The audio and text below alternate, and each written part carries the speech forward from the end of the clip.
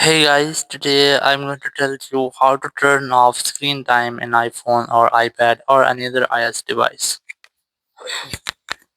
If you're using any iPhone or iPad and you want to turn off your screen time, so let's see how can you do that.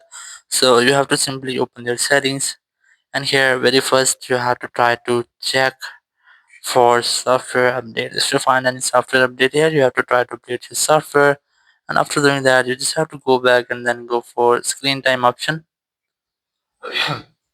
and then scroll down and you'll find the option of turn off app and website activity.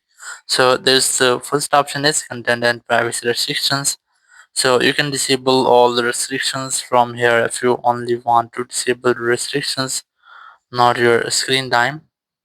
So you can easily disable it from here. So there's a second way if you want to disable your screen time or your daily app usage. So you just have to select the turn off app and website activity, then tap on turn off app and website activity in from confirmation message pop-up. And once you have done, your screen time will be successfully disabled. So in this way, you can easily turn on or disable your screen time in your iPhone or iPad. Thank you very much for watching the video. Until next video, bye bye.